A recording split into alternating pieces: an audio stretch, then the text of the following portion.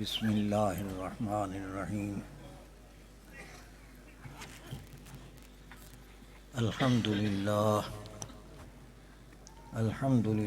الذی ہدانا بفضلہ العمیم الی الدین القویم ارسل رسلا ذوی التکریم ختمهم بالنبی الکریم صلی اللہ علیہ وعلى آلہ وأصحابہ ذوی المجد والتعظیم اما بعد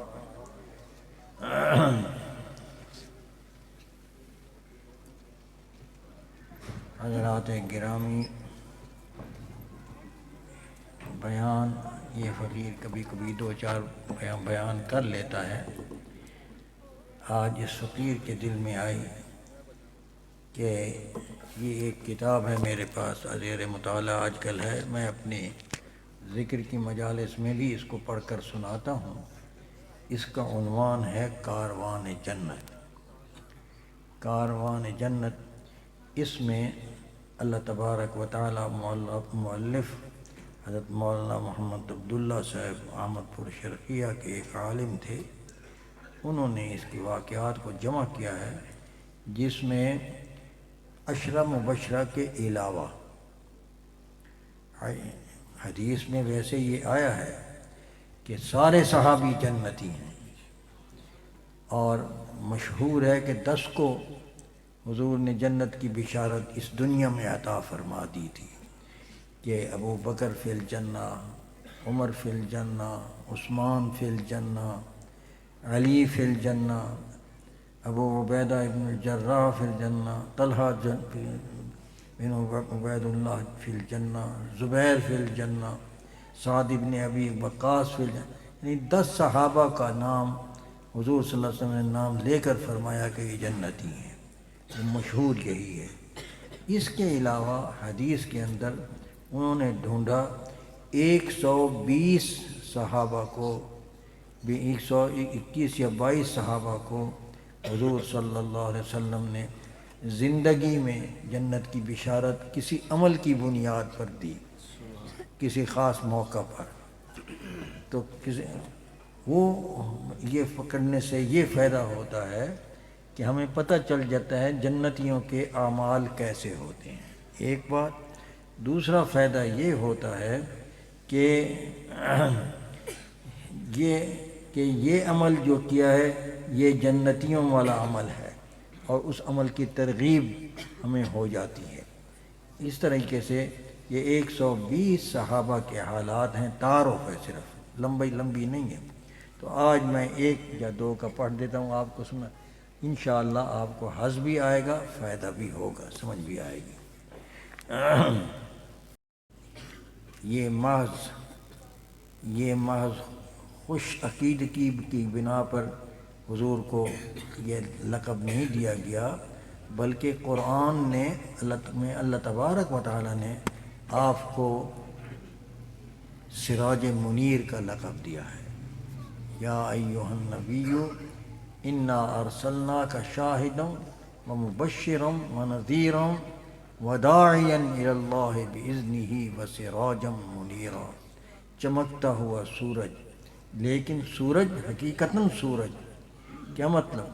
جس طرح اس عالم آنکھوں سے آنے والے جہان، اس کو عالم شہادت کہتے ہیں، اللہ نے بہت سے عالم بنائے ہیں، لیکن مشہور جن کا ذکر قرآن میں آتا ہے عالم شہادت اور عالم غیب۔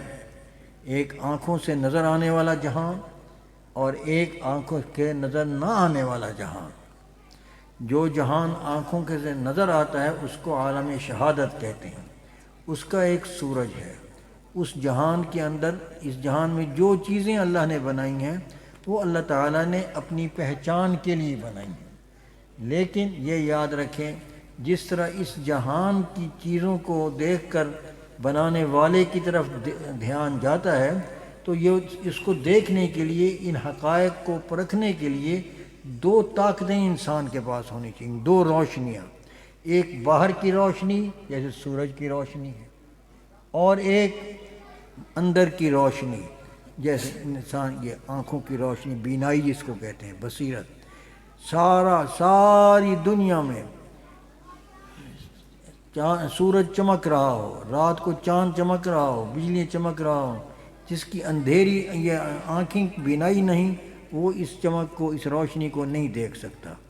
اسی طریقے سے آنکھیں ہوں، درست ہوں، لیکن باہر والی روشنی نہ ہو، اندھیرا ہو، نہ سورج ہو، نہ چاند ہو، نہ تارے ہوں، نہ کوئی روشنی ہو، تو پھر بھی اندھیرا ہے، نظر نہیں آ سکتے۔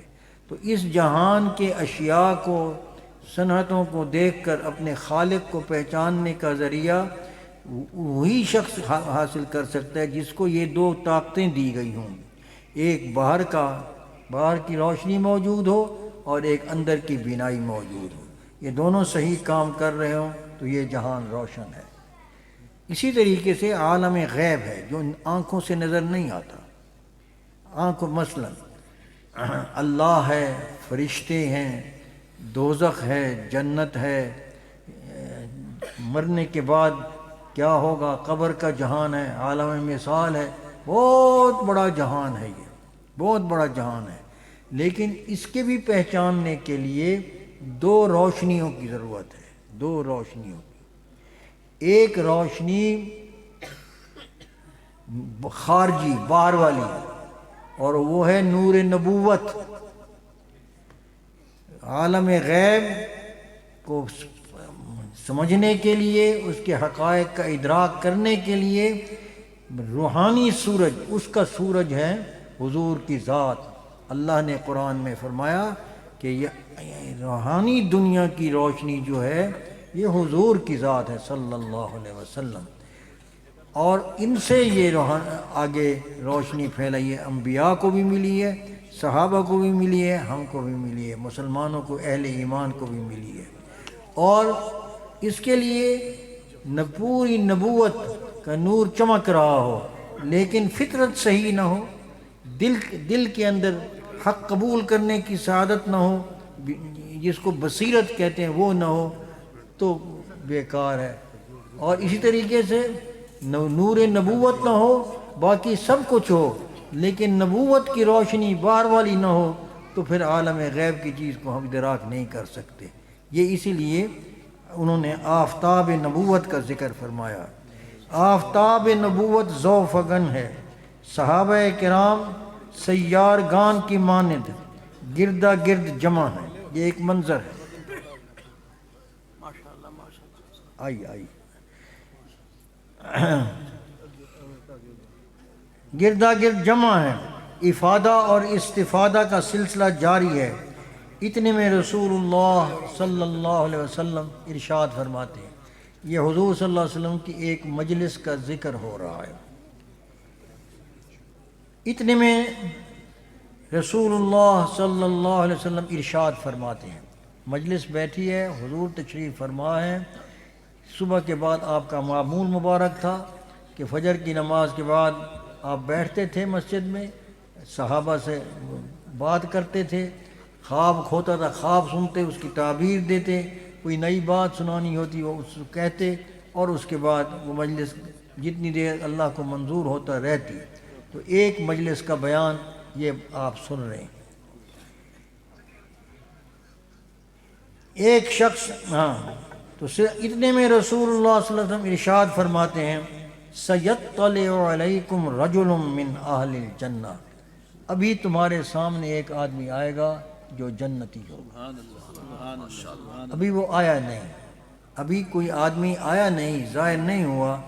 اللہ نے حضور صلی اللہ علیہ وسلم کو اطلاع دی اور آپ نے نور وحی سے یہ بات کہی کہ ابھی ایک آدمی آنے والا آئے گا، وہ جنتی ہوگا۔ ظاہر ہے کہ آپ دیکھیں کہ مجلس میں حضور بیٹھے ہوں اور یہ ارشاد فرما رہے ہوں تو نگاہیں کدھر لگ گئی ہوں گی؟ دروازے پر۔ چنانچہ تھوڑی دیر میں ایک انصاری آیا، اس کی داڑھی سے وضو کا پانی ٹپک رہا تھا۔ اور وضو کیا ہوگا؟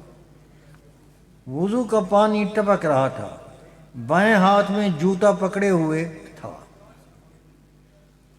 یہ ادب ایک سکھایا گیا کہ جوتا پکڑو بائیں ہاتھ، یہ بھی ایک سنت ہے، سمجھ لیں۔ یہ چھوٹی چھوٹی سنتیں ہیں، یاد رکھو مسلمان کا مشن یہی ہے کہ اپنے نبی کے طریقے کے مطابق اپنے دن رات کے اعمال کو سنوارنا اور جانچنا کہ میرا دن رات کا معمول نبی کریم صلی اللہ علیہ وسلم کے اعمال کے قریب تر ہو، جتنا بھی ہو سکے۔ یہی صحابہ کا طریقہ تھا اور یہی ہمیں کوشش کرنی چاہیے۔ کامیاب ہم نہیں ہو سکیں گے لیکن ہمیں حکم یہی ہے، لقد کان لکم فی رسول اللہ اسوۃ حسنۃ، کہ تمہارے لیے اللہ کے رسول کے اندر جو نمونہ زندگی گزارنے کا ہے وہ بہت بھلا بھی ہے تمہارے لیے اور بہت خوبصورت بھی ہے تمہارے لیے۔ حسن کے دو معنی ہیں، بھلا بھی خوبصورت بھی۔ تو نافع، بھلا بمانا نفع دینے والا، یہ بھلا ہے، لیکن یہ کس کے لیے بھلا ہے؟ خطاب تو فرمایا تمہارے واسطے، بھئی اس سے کون مراد ہے؟ اللہ فرماتے ہیں لمن کان یرجو اللہ والیوم الآخرہ، اس کے لیے جو اللہ سے ملاقات کرنے کی امید رکھتا ہے۔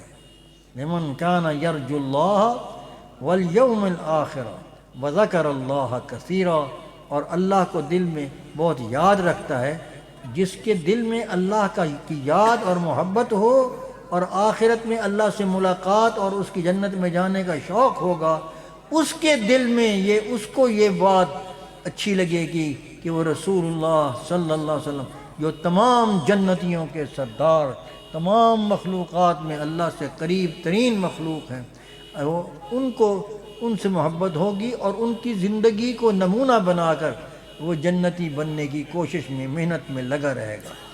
بس ہماری ذمہ یہی کام ہے کہ ہم دن اور رات اپنے اعمال کو کرتے وقت یہ سوچیں میرے نبی کا اس معاملے میں، جوتا پہن رہے ہیں سوچیں میرا نبی جوتا کیسے پہنتے تھے، دائیں پاؤں میں پہلے پہنتے تھے یا بائیں پاؤں میں پہلے پہنتے؟ یہ ایک سوچ، بظاہر آپ کی مرضی ہے، جوتا پہننا ہے نا، پہلے بایاں پاؤں پہن سکتے ہیں، دایاں بھی پہن سکتے ہیں، لیکن اگر آپ سوچتے وقت یہ سوچ لیں کہ میرا نبی کیسے پہنتے تھے تو آپ کو ہدایت ملے گی کہ آپ صلی اللہ علیہ وسلم کا معمول مبارک یہ تھا کہ دائیں ہاتھ میں، دائیں پاؤں میں دایاں پاؤں پہلے جوتے میں داخل فرماتے تھے، اور جوتا اتارتے وقت پہلے بایاں نکالتے تھے، بعد میں دایاں نکالتے تھے، اور یہی قانون لباس پہننے اور اتارنے کا ہے۔ تو اس کا بظاہر کچھ نہیں ہوا، جوتا ویسے بھی پہنا جائے گا، لیکن ایک جوتا پہنا گیا سلیقے اور کرینے سے، جنتیوں والی سوچ بنا کر، تو اس کا پتہ ہے ثواب کتنا ہے؟ آپ سوچ سکتے کہ ایک طریقہ ہے حضور صلی اللہ علیہ وسلم کا، وہ دوسرے لوگ نہیں کر رہے، آپ کرنے لگتے ہیں، اور آپ دیکھتا بھی کوئی نہیں، آپ کوئی سوچتا بھی کوئی نہیں، لیکن اگر ایسا آپ کریں کہ حضور کا ایسا پہنا تھا، 100 شہیدوں کا ثواب ہے۔ آپ تصور کر سکتے ہیں کہ ایک شہید کے لیے جنت ہے اور 100 شہیدوں کا ثواب ہے۔ یہ ایک جوتا پہننا نبی کے طریقے پر، یہ ہے بات سمجھنے والی۔ ایک اللہ کے بندے نے، اللہ اس کو جزائے خیر دے، حضور کی سیرت لکھی ہے ایک عجیب انداز میں کہ حضور کے ایک دن کے اعمال انہوں نے، اور اس کو عنوان دیا ہے حضور کے ساتھ ایک دن اور ایک رات۔ اس ایک دن اور ایک رات میں انہوں نے پوری سیرت اس کے اندر نقل کر دی ہے۔ یہ ہے لَقَدْ كَانَ لَكُمْ فِي رَسُولِ اللَّهِ أُسْوَةٌ حَسَنَةٌ، لیکن یہ حسنہ اس کو لگے گا، حضور کی شکل اس کو اچھی لگے گی جس نے جنت میں جانے کا نیت کیا ہو، اپنے اللہ سے وہ ڈرتا ہے، اللہ کے سامنے پیش ہونا ہے، یہ عقیدہ رکھتا ہے، اس کو اچھا لگے گا۔ جس کو پرواہ ہی نہیں، اس نے کیا کہنا ہے، کی ہویا ہے، جتی پہنی ہے، کیڑی گل ہوئی؟ لیکن مسلمان اس کی قدر جانتا ہے۔ خیر، میں بتا یہ رہا تھا کہ اس سے ایک سبق یہ ملا کہ جوتا اٹھائے تو بائیں ہاتھ، ادب یہ ہے جوتے کا کہ بائیں ہاتھ سے اٹھائے۔ چنانچہ ایک انصاری آیا، اس کی داڑھی سے وضو کا پانی ٹپک رہا تھا، بائیں ہاتھ میں جوتا پکڑے ہوئے تھا۔ اگلے روز پھر ایسا ہوا کہ مجلس جمی ہوئی تھی، رسول اللہ صلی اللہ علیہ وسلم نے وہی ارشاد فرمایا، سَيَطَّلِعُ عَلَيْكُمُ الْآنَ رَجُلٌ مِّنْ أَهْلِ الْجَنَّةِ، ابھی تمہارے پاس ایک جنتی آدمی آئے گا، وہی کل والا ابھی آئے گا۔ صحابہ کہتے ہیں پھر ہم دیکھنے لگے، وہی کل والا آدمی پھر آ گیا۔ دوسرے دن کوئی ایسا مقبول بندہ ہوگا۔ تیسرے روز پھر رسول اللہ صلی اللہ علیہ وسلم نے وہی ارشاد فرمایا، چنانچہ وہی شخص اسی وضاقت میں پھر آ گیا۔ یہ 3 دن کے راوی کہتے ہیں کہ ایسا ہوا۔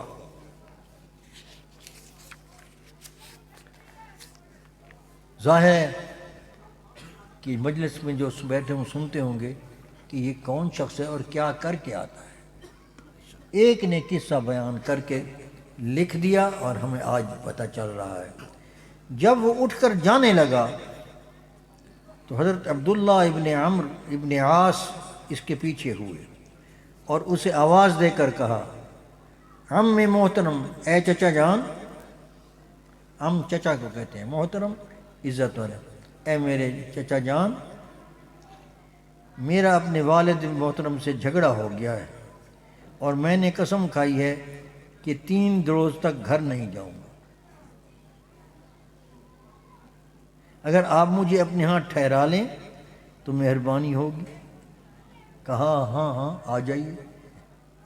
انہوں نے ترکیب ڈھونڈی کہ میں دیکھوں کہ یہ کیا عمل کر کے آتا ہے کہ 3 دن مسلسل لگاتار حضور صلی اللہ علیہ وسلم اس کے جنتی ہونے کی بشارت دے رہے ہیں۔ کیسا خوش قسمت آدمی تھا۔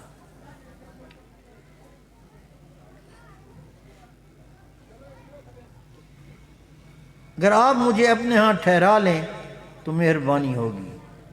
کہا ہاں ہاں آ جائیے۔ چنانچہ عبداللہ ابن عمرو رضی اللہ عنہ اس کے ساتھ ہو لیے۔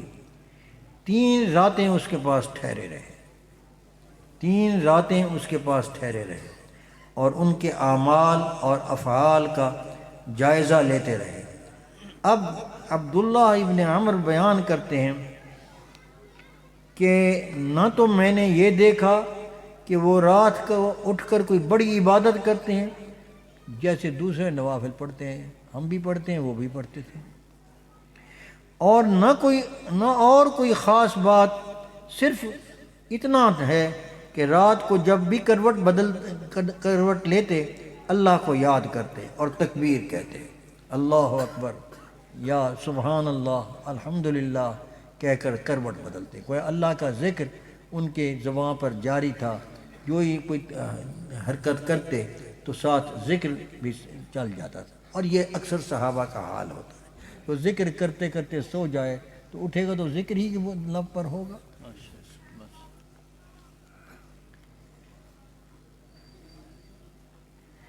3 راتیں اس کے پاس ٹھہرے رہے اور ان کے اعمال و افعال کا جائزہ لے رہے تھے۔ اب حضرت عبداللہ ابن عمر بیان کرتے ہیں کہ نہ تو میں نے یہ دیکھا کہ وہ رات کو اٹھ کر بڑی عبادت کرتے ہیں، نہ اور کوئی خاص بات، صرف اتنا ہے کہ رات کو جب بھی کروٹ لیتے اللہ کو یاد کرتے اور تکبیر کہتے، البتہ زبان سے کوئی برا کلمہ نہ نکالتے۔ 3 دن میں مجھے تو ان کا عمل کوئی غیر معمولی نظر نہ آیا۔ میں نے ان سے کہا، اللہ کے بندے، میرا اپنے والد سے کوئی جھگڑا نہیں ہوا اور نہ کوئی بول چال بند ہے، ایسی کوئی بات نہیں۔ بات صرف اتنی ہے کہ میں نے 3 مجالس میں رسول اکرم صلی اللہ علیہ وسلم جن کی زبان پر سوائے سچ کے اور کوئی کلمہ نہیں آتا، ٹھیک، میں سنا تھا کہ ابھی تمہارے سامنے ایک جنتی آدمی آئے گا، اور 3 مرتبہ تم سامنے آتے رہے، تو مجھے تو تمہاری کوئی خاص نیکی نظر نہیں آتی۔ تم بتاؤ کس چیز نے تمہیں اس حد تک پہنچایا، کس چیز نے تمہیں وہ جنتی ہونے کے لیے سراغ رسانی کی انہوں نے کہ پتہ چلے، یہ شوق تھا جنتی بننے کا۔ اور حضور صلی اللہ علیہ وسلم کے بارے میں اللہ تعالیٰ یہی ہمیں بتا رہے ہیں کہ جس شخص کو جنتی بننے کا شوق ہو اور اللہ سے اچھی حالت میں ملاقات کرنے کا شوق ہو، وہ حضور صلی اللہ علیہ وسلم کی سیرت اور صورت کو اپنانے لگے، کوشش کرے، اس کی زندگی کو دیکھے، ان کو دیکھے اور ان کے مطابق اپنے اعمال کو سنوارے۔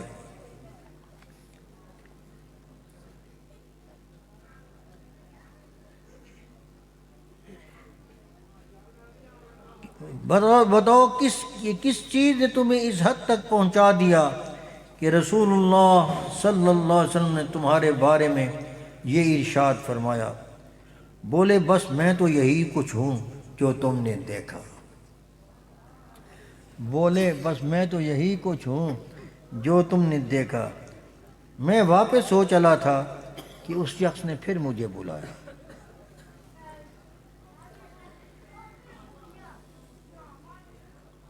اور کہا ہاں البتہ، کوئی سوچا ہوگا، ہاں البتہ ایک بات ہے کہ میں کسی مسلمان کے حق میں کوئی بغض اور کینہ نہیں رکھتا۔ میں کسی مسلمان کے حق میں بغض اور کینہ نہیں رکھتا، اور نہ اس کی کسی اچھی چیز پر جو اللہ نے اس کو دے رکھی ہے میں حسد کرتا ہوں۔ حضرت عبداللہ ابن عمر رضی اللہ عنہ نے کہا بس تو یہی بات ہے، اور یہ ایسی صفت ہے کہ کسی کے بس میں نہیں ہے۔ این سعادت بزور بازو نیس، تا نہ بخشت خدائے بخشندہ۔ کتاب عمل الیوم واللیلہ لابن سنی، یہ حوالہ ہے تفسیر ابن کثیر صفحہ 338 جلد 4۔ دیگر تفاسیر میں بھی یہ واقعہ آیت نمبر 10 سورۃ الحشر کے تحت موجود ہے۔ اور وہ آیت کیا ہے؟ بہت بھی عجیب آیت میں سناتا ہوں ابھی آپ۔ عام کتب میں دیکھو، ایک صحابی ہے، ایک شخص ہے جس کے بارے میں نبی اکرم صلی اللہ علیہ وسلم 3 دن مسلسل جنتی ہونے کی بشارت دیتے ہیں۔ عجیب بات ہے کہ اس کا نام کسی نے نہیں پوچھا، وہ اتنا غیر معروف ہے، نام نہیں۔ تو یہ معلوم ہوا وہاں وہ ماحول جنتی تھا، سب جنتی تھے، بیٹھنے والے سننے والے سب جنتی تھے، دن رات یہ اعمال دیکھتے تھے۔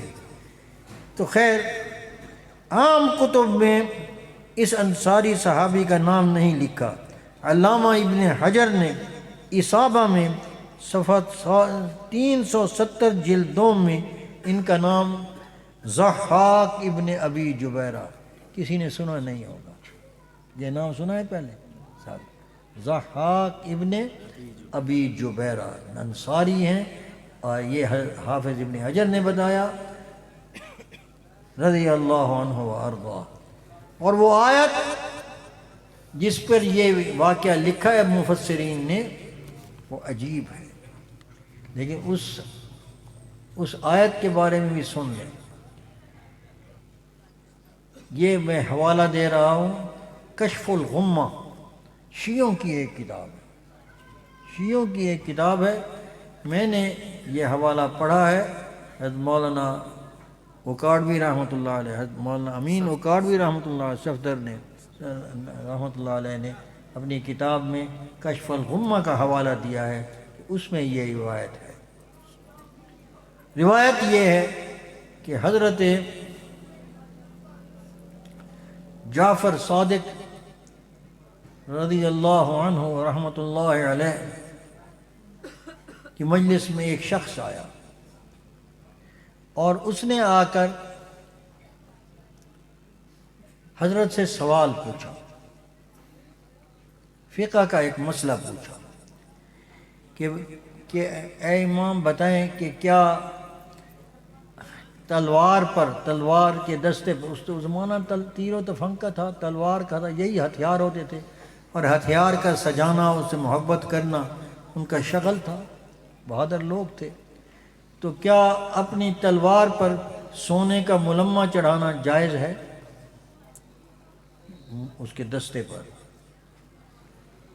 تو حضرت نے فرمایا ہاں جائز ہے، جائز ہے، اور ساتھ ہی حوالہ کے طور پر فرمایا سیدنا ابو بکر صدیق رضی اللہ تعالی عنہ کی تلوار کے دستے پر سونے کا ملمہ چڑھا ہوا تھا۔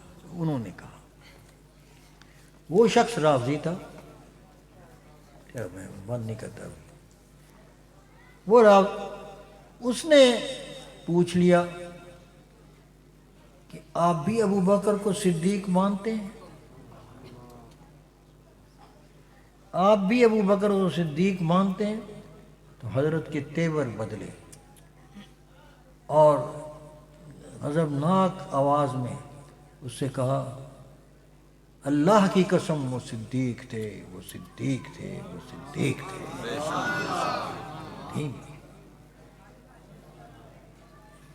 پھر آپ نے پوچھا، بتا تو اللہ نے قرآن میں مہاجرین صحابہ کی تعریف کی ہے، تو مہاجرین میں سے ہے؟ اس نے کہا نہیں، میں ان میں سے نہیں ہوں۔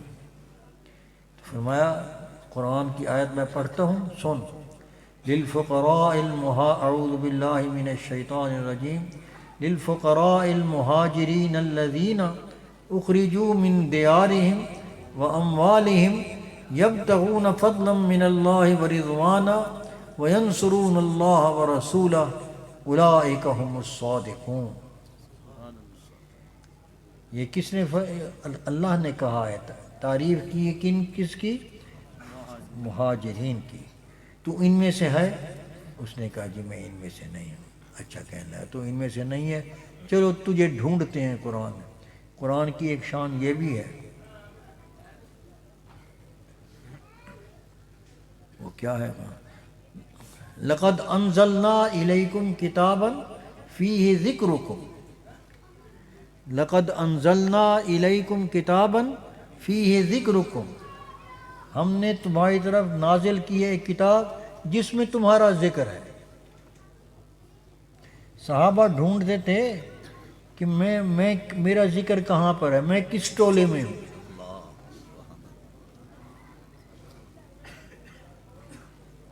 تو فرمایا اچھا یہ تو ہو گیا صحابہ مہاجرین کا ذکر، اور تو کہتا ہے میں ان میں سے تو نہیں ہوں، ٹھیک۔ آگے اللہ نے ذکر کیا ہے انصار کا، اور فرمایا، اللہ فرماتے ہیں، یہ امام صاحب جعفر صادق رحمۃ اللہ علیہ، والذین تبوؤوا الدار والایمان من قبلہم یحبون من ہاجر الیہم ولا یجدون فی صدورہم حاجۃ مما اوتوا وَيُؤْثِرُونَ عَلَىٰ أَنفُسِهِمْ وَلَوْ كَانَ بِهِمْ خَصَاصَةٌ وَمَنْ يُوقَ شُحَّ نَفْسِهِ فَأُولَٰئِكَ هُمُ الْمُفْلِحُونَ۔ کہ اسحار میں انصار کے اندر یہ خوبیاں تھیں کہ ان میں ایثار کا جذبہ تھا، انہوں نے مہاجرین کو جگہ دی، اپنا رزق ان کے حوالے کیا، خود بھوکے رہ کر بھی ان کو کھلایا۔ تو جس کے اندر یہ صفت ہو کہ اپنے بھائی کے لیے اپنے قربانی دے، اور شوہ نفس کسی پر قابو پائے اور سخاوت پر عمل کرے، تو اللہ فرماتے ہیں فَأُولَٰئِكَ هُمُ الْمُفْلِحُونَ۔ یہ انصار کا شیوہ تھا، اور یہ مفلحین کامیاب جماعت ہے۔ اولئک علی ھدی من ربہم واولئک معلوم ہوا مفلحون، کامیابی کو پہنچنے والے۔ بشارت ہے اللہ کی طرف سے انصار کے لیے، تو ان میں سے ہے؟ فرمایا کہ نہیں میں ان میں سے بھی نہیں ہوں۔ اچھا، نہ تو مہاجرین میں سے ہے نہ تو انصار میں سے ہے۔ اب آگے اللہ تبارک و تعالیٰ ایک اور جماعت کا ذکر کرتا ہے، اور وہ اللہ فرماتا ہے والذین یقولون، ایک جماعت اور لوگوں کی ہے جو صبح شام یہ دعا کرتے ہیں، ربنا اغفر لنا کہ اے اللہ ہمیں بخش دے، وَلِإِخْوَانِنَا الَّذِينَ سَبَقُونَا بِالْإِيمَانِ، اور ہم ان کو بھی بخش دے جو ہمارے بھائی ہیں اور جو ہم سے ایمان میں سبقت لے گئے ہیں، ہم سے پہلے تھے، اور ان کو دیکھ کر ہم ایمان لائے، ان سے ہم نے ایمان کی دولت حاصل کی ہے، تو ان کو بھی بخش دے۔ والذین یقولون ربنا اغفر لنا ولإخواننا الذین سبقونا بالایمان ولا تجعل فی قلوبنا، اور ہمارے دل میں غلا للذین آمنوا، ہمارے دل میں کسی ایمان والے کی، صاحب ایمان کے حق میں کینہ اور غصہ ہمارے دل سے نکال دے، نہ کر۔ کیا تو ان میں سے ہے؟ کہتا ہے نہیں، میں ان میں سے بھی۔ کیسے کہتا؟ شیخین کا، مہاجرین کا اور انصار کا دشمن ہو، اور کہے کہ میں ان کا ایمان کا منکر ہو، اور کہے کہ میں کسی مسلمان کے حق میں غل نہیں رکھتا۔ تو فرمایا تو ان میں سے بھی نہیں ہے، اور تو ظاہر ہے کہ تیرے دل میں صدیق اکبر کا بغض ہے، تو باقی تو کیا، باقی کس کا نہیں ہے۔ ربنا انک رؤوف، تو ان میں سے نہیں ہے۔ 3 گروہ ہو گئے، صحابہ کا، مہاجرین کا، انصار کا، اور پچھلے والوں کا جو پہلوں کے لیے دعا کرتے ہیں۔ یہ بھی ایک بخشش کا ذریعہ ہے ہماری، کہ اپنے سلف صالحین کے حق میں اچھی رکھیں اور بغض نہ رکھیں۔ اکابر نے لکھا ہے، حدیث بھی آتا ہے کہ قیامت کے قریب ایک ایسا گروہ آئے گا، وہ ہوگا ہم میں سے، صحابہ کو کہا ہوگا تم میں سے، مسلمانوں میں سے، بولی بھی تمہاری بولے گا، لیکن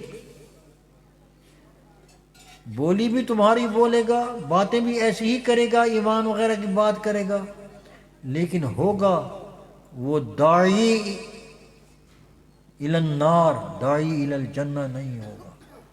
بظاہر داعی ہوگا، دعویٰ کرے گا داعی الی اللہ، لیکن اس کی مجلس میں بیٹھنے سے اگر تمہارے دل میں، یہ سوچ سن لینا، غور سے سننا، اگر ان کی مجلس میں بیٹھنے سے تمہارے دل میں پہلے لوگوں کی محبت زیادہ بڑھے، اور آج آج کل کے لوگوں کی محبت پر سابقہ لوگوں کی محبت غالب آئے، تو سمجھنا وہ اہل حق ہے۔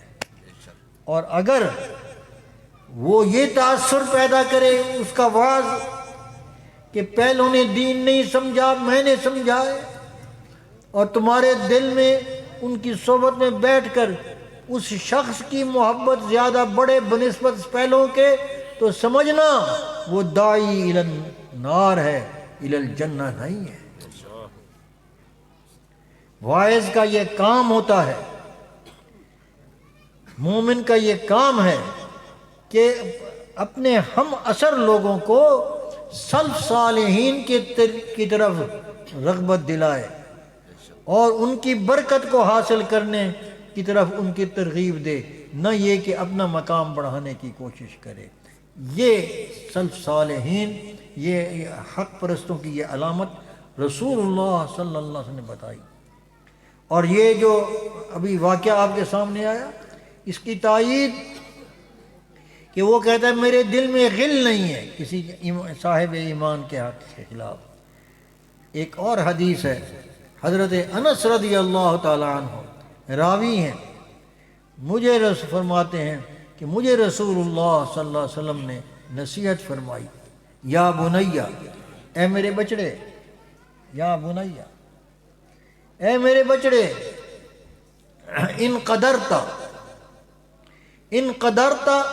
ان تصبح وتمسی ولیس فی قلبک غش لأحد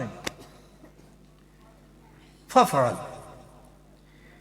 سیدنا انس رضی اللہ تعالیٰ عنہ فرماتے ہیں کہ اے میرے بیٹے، اگر تو یہ کر سکتا ہے، تیری طاقت ہو کہ تو صبح کرے اور شام کرے، یعنی ہر وقت،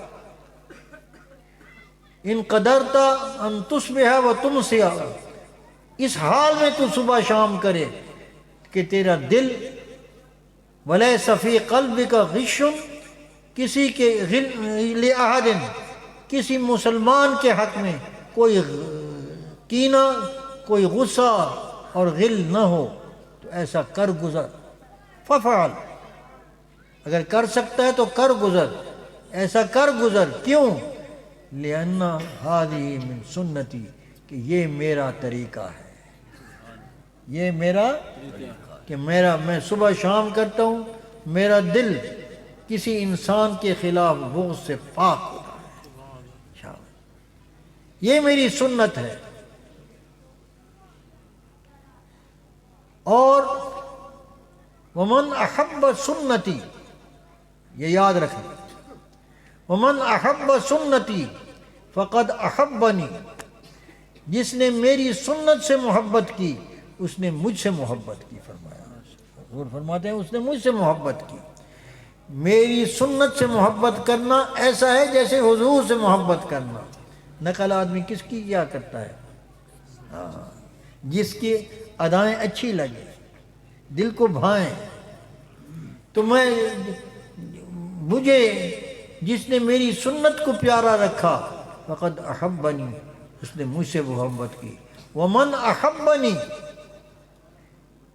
ومن احبنی، جس نے مجھ سے محبت کی، کان معی فی الجنہ، وہ میرے ساتھ جنت میں ہوگا، میرے ساتھ ہوگا. اس قاعدے کی طرف، المرء مع من احب، آدمی اسی کے ساتھ ہوگا جس سے اس کی محبت ہوگی. تو میرے دوستو، ہمیں زندگی میں سب سے بڑی خواہش یہی ہونی چاہیے. آج جو حالات ہیں وہ ہمیں جھنجھوڑ کر کہہ رہے ہیں، مسلمان جاگو. مجھے یاد ہے ہم کالج میں پڑھتے تھے، ایک فلم آئی تھی، بنگلہ دیشیوں نے بنائی تھی، جاگو ہوا سویرا. اور یہ شیخ مجیب کی تحریک شروع ہونے والی تھی تو بنگالیوں کو اٹھانے کے لیے تھی، اور اس کی شہرت کے لیے یہ پروپیگنڈا ہو رہا تھا. میں چونکہ ایجوکیشن کالج میں پڑھتا تھا اس وقت، اور ایجوکیشن کالج انگریزوں کے ماتحت تھا، براہ راست برٹش کونسل کے ماتحت تھا. تو یہ ڈاکومنٹری دکھائی گئی اور ہمیں بلایا گیا کہ دیکھو اس کو، جاگو ہوا، کہ وہ بنگالیوں کے ساتھ کیسے ظلم ہو رہے ہیں. یہ تھی کہ ان کے ہاں ہمدردی پیدا کرنے کے لیے. جاگو ہوا سویرا. میں یہ کہ عرض کرتا ہوں آپ کی خدمت میں نہایت عاجزانہ انداز میں کہ لوگوں، اس وقت، آج صبح ایک نعت خوان تھے حافظ ابو بکر صاحب وہاں پر گوجرانوالا میں، تو انہوں نے ایک نظم پڑھی، نعت پڑھی، اور اچھی نعت پڑھی تھی کہ مودی کو بتا دو کہ مسلمانوں کو تو پہچانتا نہیں ہے، مسلمانوں کو ہم تمہیں پہچنوائیں گے کہ مسلمان کیا ہوتا ہے. لیکن میرا گلہ آپ سے، یہ مسلمانوں سے یہ ہے کہ مسلمان خود اپنے آپ کو پہچان لے. من عرف نفسہ فقد عرف ربہ. مسلمان اپنے آپ کو نہیں پہچان رہا، اللہ کی قسم نہیں پہچان رہا کہ اللہ تبارک و تعالی نے اس امت میں، حضور صلی اللہ علیہ وسلم کی اس امت میں، آخری امت میں اور ختم نبوت کے تحت ہم کو مسلمان بنایا ہے. یہ وہ نعمت ہے، اس کی قدر کرو، اس کی قدر کرو. یاد رکھو، امت محمدی میں سے ہونا، انبیاء رشک کریں گے، اور انبیاء قیامت کے دن کٹہرے میں کھڑے ہوں گے، عدالت میں، اللہ کی عدالت میں. اپنی امتیں ان کے خلاف دعویٰ دائر کریں گے، اور وہ نبی گواہ کے طور پر کہ ہم جو جرم ہم پر لگایا جا رہا ہے ہم اس سے پاک ہیں.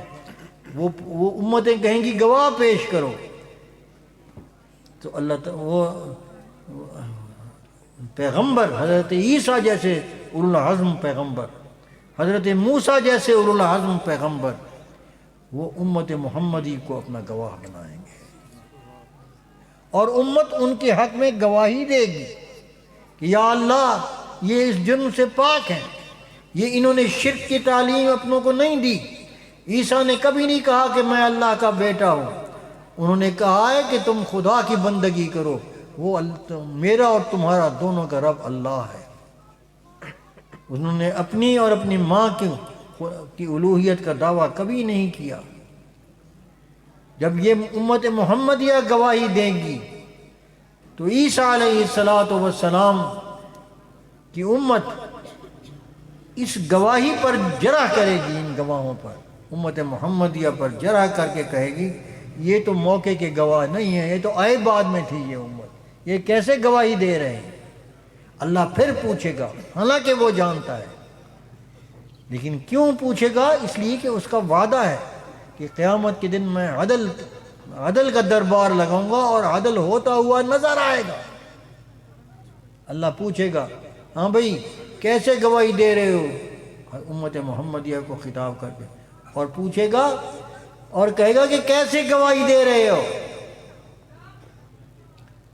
وہ امت کہے گی کہ تو نے ہمارے پاس ایک نبی بھیجا تھا جس نے ہمیں یہ بتایا تھا کہ انبیاء گناہوں سے پاک ہوتے ہیں، نبی توحید کا پرچار کرتے ہیں، تبلیغ کرتے ہیں، سارے انبیاء کو کلمہ یہی دیا گیا ہے لا الہ الا اللہ. وہ توحید کی تعلیم انہوں نے دی ہے، شرک کے تعلیم کا رد فرمایا ہے، اور ہم نے وہ تعلیم محفوظ رکھی تھی.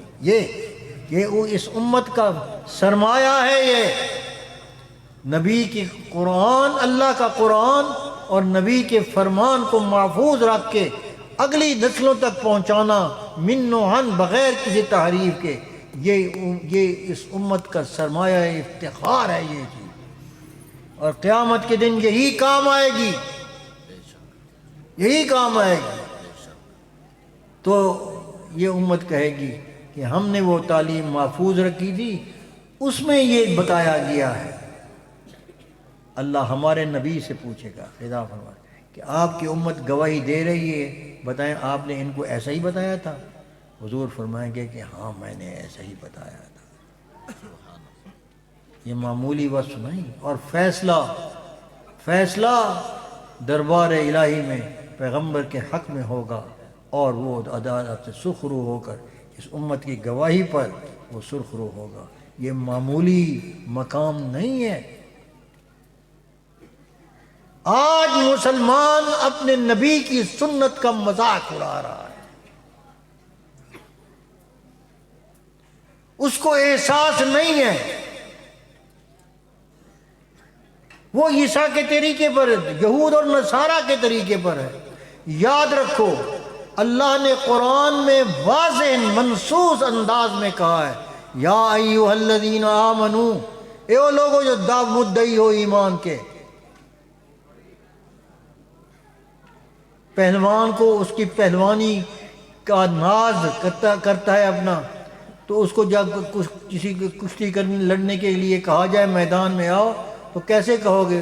او پہلوان جی او آج اپنے طاقت کا مظاہرہ کرو، دکھاؤ اپنا فن دکھاؤ. اللہ جب یا ایھا الذین آمنو کہتا ہے تو مسلمان کے ایمان کو جھنجھوڑتا ہے. دعویٰ ایمان کے کرتے ہو، اور پتہ ہے ایمان کا دعویٰ کا کیا مطلب ہے؟ ایمان کے دعوے کا کیا مطلب ہے؟ قرآن نے کیا کہا ہے؟ والذین آمنوا اشد حبا للہ، اہل ایمان جو ہیں وہ اللہ کے عاشق ہیں، عاشق. والذین آمنوا اشد حبا للہ، اے عاشقو، یہ ہن ایک حکم آندا پیا وے، ذرا سنو، عمل کرو گے؟ ہاں یا ایھا الذین آمنو. میں گل کیڑی کر رہا ہوں؟ مومن جو ہیں اللہ تعالیٰ سے محبت کرتے ہیں. ہاں ان کو خطاب جب اللہ کہتا ہے یا ایھا الذین آمنو، کس چیز کے بارے میں اشد حب للہ، ایمان والوں کو جھنجھوڑا اللہ تبارک و تعالیٰ نے، اور کہا نہیں کچھ میں کوئی بات مسئلہ سمجھا رہا تھا قیامت کے دن یا ایھا الذین آمنوا قرآن یا ایھا الذین آمنوا لا تتخذوا الیہود والنصارى اولیاء، یہ قرآن کی آیت ہے کہ نہیں ہے؟ اے ایمان والو مت پکڑو یہود اور نصارہ کو دوست، بعضهم اولیاء بعض، وہ ایک دوسرے کے دوست ہیں، وَمَن يَتَوَلَّهُم مِّنكُمْ، تم میں سے جو ان سے دوستی کرے گا فَإِنَّهُ مِنْهُمْ، قیامت کے دن انہی میں سے اٹھایا جائے گا۔ یا ایھا الذین آمنوا لا تتخذوا الیہود والنصارى، میں پورا رکوع پڑھوں تو آپ یہ سمجھیں گے کہ آج کا جو سینیریو ہے، آپ کے جو حالات ہیں، اللہ تبارک و تعالیٰ اس کو دیکھ کر ارشاد فرما رہے ہیں یا ایھا الذین آمنوا لا تتخذوا الیہود والنصارى اولیاء بعضهم اولیاء بعض ومن یتولہم منکم فإنه منهم ان اللہ لا يهدي القوم الظالمین فَتَرَى الَّذِينَ فِي قُلُوبِهِمْ مَرَضٌ يُسَارِعُونَ فِيهِمْ، تو دیکھے گا، اللہ اپنے پیغمبر سے کہہ رہا ہے فَتَرَى الَّذِينَ فِي قُلُوبِهِمْ مَرَضٌ، جن کے دلوں میں روگ ہے، مرض ہے، يُسَارِعُونَ فِيهِمْ، جو جلدی کرتے ہیں ان کے ساتھ محبت کرنے میں، ان کی ہر ادا کو پسند کرتے ہیں۔ ایک انگریز کسی شکل لباس میں، ایک بے حیا عورت کسی بے فاحش لباس میں آتی ہے، اس کا فوٹو کلپ میں آتا ہے، ہمارے گھر کی عورتیں وہ لباس بنوائے پھر رہی ہوتی ہیں۔ مردوں کو دیکھتے ہیں کہ جو ریڈی میڈ کمپنیوں کے پیچھے ان کے اشتہار بنے پھرتے ہیں، اور ان کے نقل تنگ سے تنگ لباس پہنتے چلے جا رہے ہیں، جسم کے نشیب و فراز بالکل ننگے نظر آتے ہیں۔ فَتَرَى الَّذِينَ فِي قُلُوبِهِمْ مَرَضٌ يُسَارِعُونَ فِيهِمْ يَقُولُونَ نَخْشَىٰ أَن تُصِيبَنَا دَائِرَةٌ، اور ان سے پوچھا جاتا ہے جب کہا جائے کہ مت دوستی کرو تو فوراً کہتے ہیں کہ ہم ڈرتے ہیں کہ اگر ہم ان کی نقل نہیں کریں گے، ان کے پاس نہیں، ان کے میدان میں نہیں کھڑے ہوں گے کہ ہمیں کوئی مصیبت گھیر نہ لے، ان تصیبنا دائرہ۔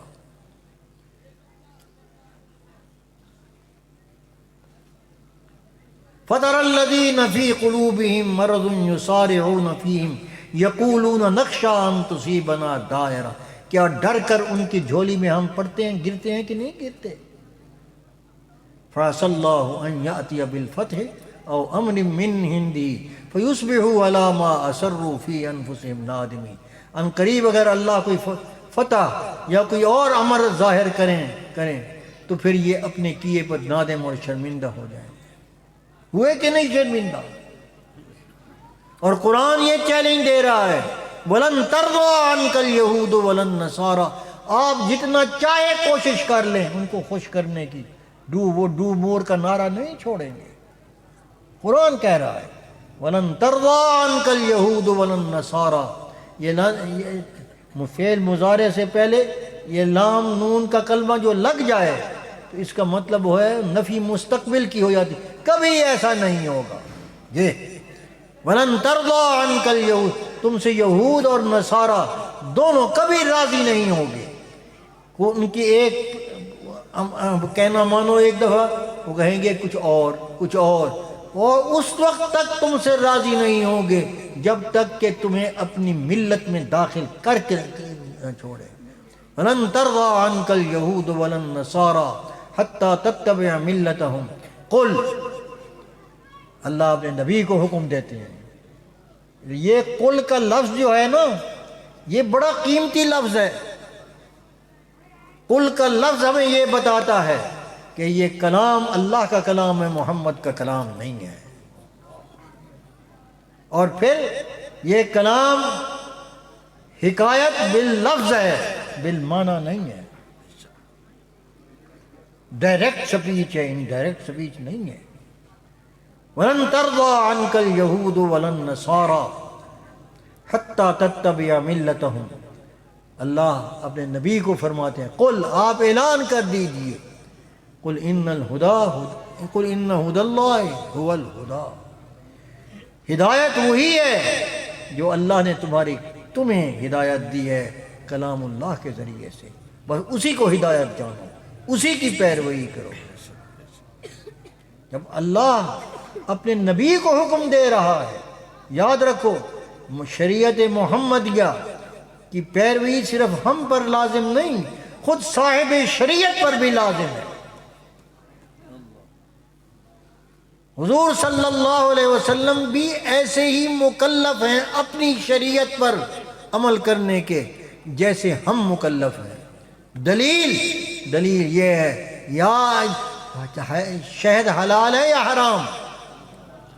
حلال۔ آپ نے کسی وجہ سے آپ پر حرام قسم کھا لی کہ نہیں کھاؤں گا، تو فوراً وحی آئی، یا ایھا النبی لم تحرم ما احل اللہ لک۔ اے نبی، آپ اللہ کی حلال کردہ چیز کو حرام کیوں کرتے ہیں؟ کس کی خوشنودی کے لیے؟ بیویوں کی خوشنودی کے لیے؟ یہ اللہ کا کلام ہے۔ تبتغی مرضات ازواجک واللہ مولاکم وہو العلیم الحکیم۔ یہ کلام بتاتا ہے کہ اللہ کا کلام ہے۔ حضور کا ہوتا تو یہ آیت ہوتی؟ اللہ کا کلام ہے، اللہ کا کلام ہے، اور نبی مکلف ہے۔ فرماتے ہیں ثم جعلناک، اللہ فرماتا ہے ثم جعلناک علی شریعۃ من الامر فاتبعها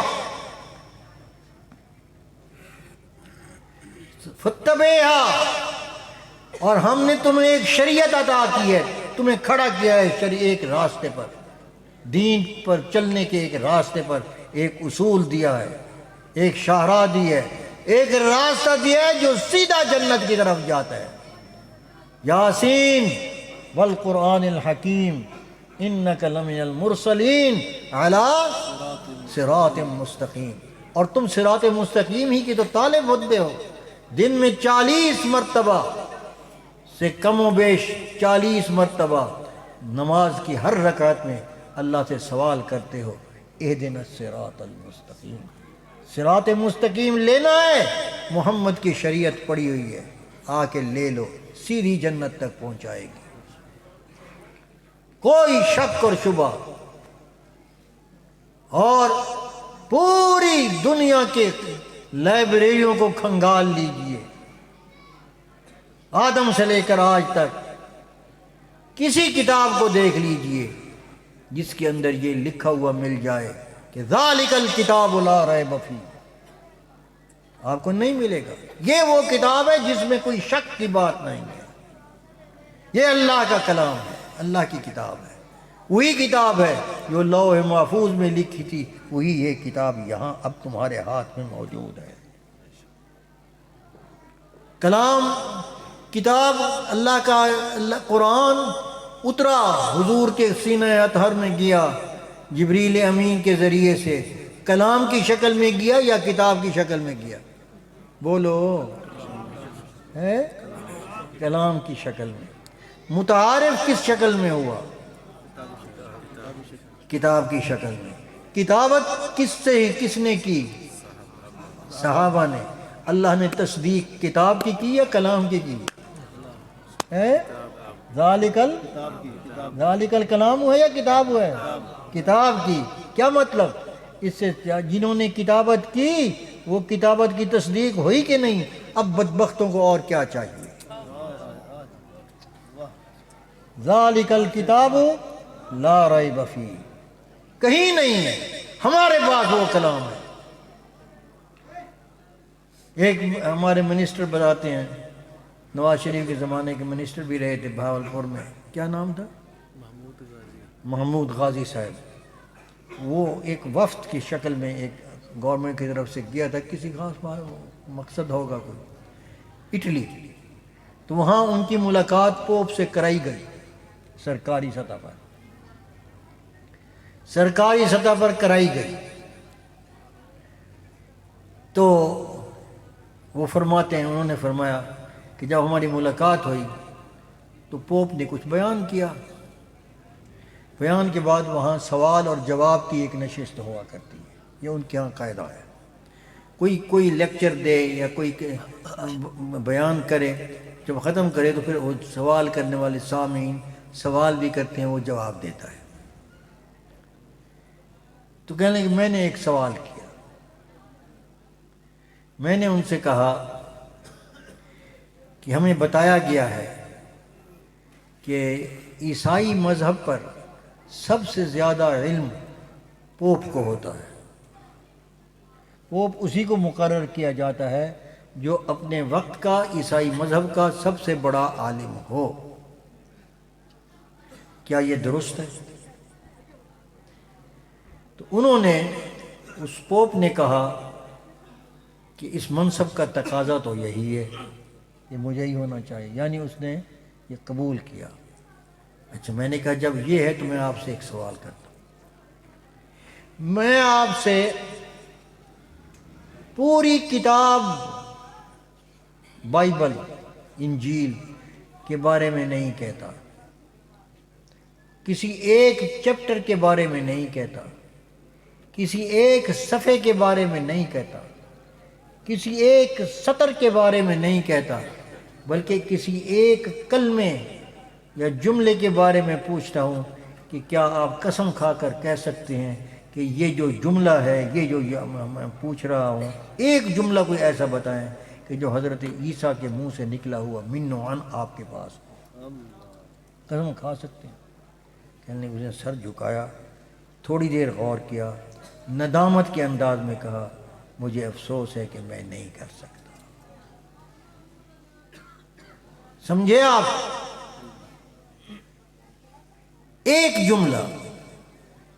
انہوں نے کہا ہم آپ کو کروڑوں نہیں لاکھوں کی تعداد میں 10 سال سے کم بچے ایسے دکھا سکتے ہیں کہ جن کو الف سے لے کر والناس اخیر تک سارا قرآن یاد ہو، اور وہ قسم کھا کر کہہ سکے کہ سارا کا سارا جبریل امین کی زبان سے حضور نے سن کر ہم کو بتایا ایسے ہی تھا اور ایسے ہی ہے۔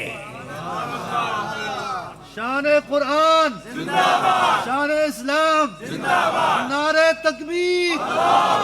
ذالک الکتاب لا ریب فیہ، ذالک الکتاب لا ریب ھدی للمتقین۔ جب یہ اللہ کا کلام ہے، لا ریب ہے، تو اس میں ہدایت ہے، وہی ہدایت جو ہم سورہ فاتحہ میں اہدنا الصراط المستقیم مانگتے ہیں۔ اللہ کہتا ہے یہ لو کتاب، اس میں ہدایت ہے، لیکن اس کی ہدایت حاصل کرنے کے لیے تو ایک شرط ہونی چاہیے۔ وہ شرط اگر نہ ہو، وہ صفت اگر نہ ہو تو ہدایت نہیں آتی۔ اس کی شان یضل بہ کثیرا بھی ہے ویہدی بہ کثیرا، یہ گمراہی بھی تک بھی پہنچا سکتی ہے۔ وہ کیا ہے؟ جب دل میں خدا کا خوف نہ ہو، خدا کا خوف ہو تو ہدایت یقینی ہے، اور وہ تقویٰ ہے، اس کا نام تقویٰ ہے، یعنی اللہ سے ڈر کر حق کی طلب کا ہونا، یہ تقویٰ ہے۔ بے شک بے شک، اللہ سے ڈر کر، اللہ کی پکڑ سے ڈر کر، اور اس کے دربار میں شرمندگی سے بچنے کے لیے، اس ڈر سے کہ کہیں وہ شرمندہ نہ ہو، ہدایت کی طلب کرنا۔ جب یہ طلب پیدا ہو ہدایت کی اللہ کے ڈر سے، تو قرآن کہتا ہے آؤ میرے پاس، میں تمہیں ہدایت دوں۔ ھدی للمتقین۔ اور اس کے لیے ایک اور صفت بھی ہو، ایک اور طریقہ بھی ہے اس کی، اس تقوی کے، تقوی نہ ہو تو تقوی حاصل کرنے کے لیے تاکہ ہدایت آئے، ایک اور شرط بھی ہے، اور وہ کون سی؟ آیت پڑھ دوں؟ یا ایھا الذین آمنوا اتقوا اللہ وکونوا، پھر کہ اونچا پڑھو،